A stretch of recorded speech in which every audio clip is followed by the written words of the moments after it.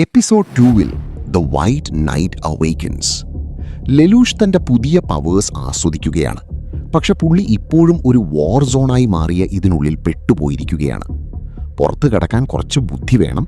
ഭാഗ്യത്തിന് പുള്ളിക്കത് ആവശ്യത്തിനുണ്ട്. സ്റ്റെപ്പ് 1, കടന്നു പോകുന്ന ഒരു പൈലറ്റിൽ നിന്ന് ഒരു നൈറ്റ്മെയർ ഫ്രെയിം സ്വന്തമാക്കുക എന്നതാണ്.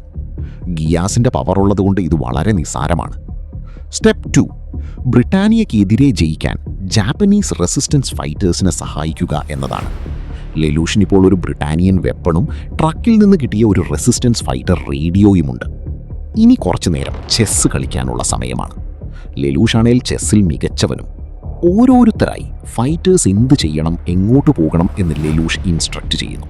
പുള്ളി തുടങ്ങുന്നത് കാലൻ എന്നു പേരുള്ള ചുവന്ന മുടിയുള്ള ഒരു ഫയറി പെൺകുട്ടിയിൽ നിന്നാണ്. അവളെ ലെലൂഷിനെ എവിടെയോ കണ്ട് പരിചയമുള്ളതുപോലെ തോന്നുന്നുണ്ട്. കാലനും അവരുടെ ടീമും ഇവിടെ അണ്ടർഡോഗ്സാണ്. അതുകൊണ്ട് അവർക്ക് കിട്ടാവുന്ന എല്ലാ സഹായവും ആവശ്യമുണ്ട്. നിമിഷങ്ങൾക്കുള്ളിൽ ലെലൂഷ് അവർക്ക് വേണ്ട സഹായങ്ങൾ ചെയ്യുന്നു. ബ്രിട്ടാനിയൻ നൈറ്റ്മെയർ ഫ്രെയിംസ് നിറഞ്ഞ ഒരു എൻറ്റയർ ട്രെയിൻ. റെസിസ്റ്റൻസ് ഇതുവരെ ഉപയോഗിച്ചുകൊണ്ടിരുന്ന ആ പഴയ ഡിങ്കി മെക്സിനേക്കാൾ എത്രയോ നല്ലതാണിത്. ഇപ്പോൾ അവർക്ക് ശരിക്കും ഒരു ചാൻസ് ഉണ്ട്. ലെലൂഷ് ഷാഡോസിൽ നിന്ന് റെസിസ്റ്റൻസ് ഫൈറ്റേഴ്സിനെ കമാൻഡ് ചെയ്യുന്നു. അങ്ങനെ ഓരോ ബാറ്റിലായി ജയിക്കുന്നു. തീർച്ചയായും പുള്ളിയുടെ സ്വന്തം നൈറ്റ്മെയർ ഫ്രെയിമിൻ്റെ ചെറിയൊരു സഹായത്തോടെ. ബാറ്റിൽ കൂടുതൽ ആളിക്കത്തുമ്പോൾ ആ ഫാബ്യുലസ് പ്രിൻസ് ക്ലോവസ് ഇതിൽ ഇൻവോൾവ് ആകുന്നു. പുള്ളി ഏരിയ 11 തേർഡ് പ്രിൻസും ഇപ്പോഴത്തെ റൂളറുമാണ്. ചില 11 ടെററിസ്റ്റുകൾ തന്നെ തോൽപ്പിക്കാൻ പുള്ളി സമ്മതിക്കില്ല. അതുകൊണ്ട് പുള്ളി ഫൈറ്റിലേക്ക് വരുന്നു, പക്ഷെ സൈഡ് ലൈൻസിൽ നിന്ന്. അവിടെ ഇരുന്ന് പുള്ളിക്ക് മറ്റുള്ളവരോട് എന്ത് ചെയ്യണമെന്ന് പറയാം. സ്വന്തം കൈ അഴുക്കാകേണ്ട കാര്യവുമില്ല. ഒരു ടിപ്പിക്കൽ പ്രിൻസ്. പക്ഷേ ക്ലോവസ് ലെലൂച്ചിന്റെ സ്ട്രാറ്റജിക് തിങ്കിങ്ങിനെ കുറച്ചു കണ്ടു.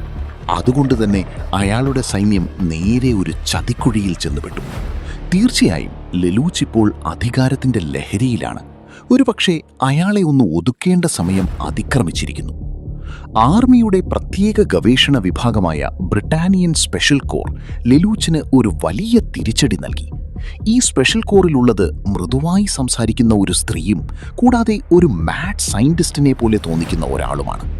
അവർ ബ്രിട്ടാനിയൻ എംപയറിന് വേണ്ടിയുള്ള ഏറ്റവും പവർഫുള്ളായ എക്സ്പെരിമെൻ്റൽ നൈറ്റ്മെയർ ഫ്രെയിംസിലാണ് ജോലി ചെയ്യുന്നത്. അവർ അവരുടെ രഹസ്യ ആയുധം പുറത്തെടുത്തു.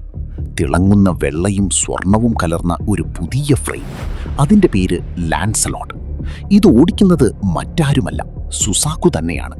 അവന് ചെറിയ പരിക്കുകളൊക്കെയുണ്ട്, പക്ഷേ അവൻ മരിച്ചിട്ടില്ല. ലാൻസലോട്ട് റെസിസ്റ്റൻസ് ഫൈറ്റേഴ്സിനെ വളരെ എളുപ്പത്തിൽ വെട്ടിമാറ്റി മുന്നേറി. അതിനുശേഷം ലെലൂച്ചിൻ്റെ മെക്കിന് നേരെ തിരിഞ്ഞു. തൻ്റെ മുന്നിലുള്ളത് ലെലൂച്ചാണെന്ന് സുസാക്കുവിന് ഒട്ടും അറിയില്ലായിരുന്നു. എങ്കിലും ഇവർ ഇരുവർക്കും പോരാട്ടം നിർത്താൻ കഴിയുമായിരുന്നില്ല. ഭാഗ്യത്തിന് കാലൻ കൃത്യസമയത്ത് ഇടപെട്ട് ലെലൂച്ചിനെ രക്ഷിച്ചു. അവൾ ഉള്ളതുകൊണ്ട് ലെലൂച്ചിന് രക്ഷപ്പെടാൻ ആവശ്യത്തിന് സമയം കിട്ടി. അവൾക്കും അതുപോലെ ഒരു നിരപരാധിയെ രക്ഷിക്കാൻ വേണ്ടി പോരാട്ടം നിർത്തിയ സുസാക്കുവിനും നന്ദി. അവൻ എത്ര നല്ലൊരു മനുഷ്യനാണ്.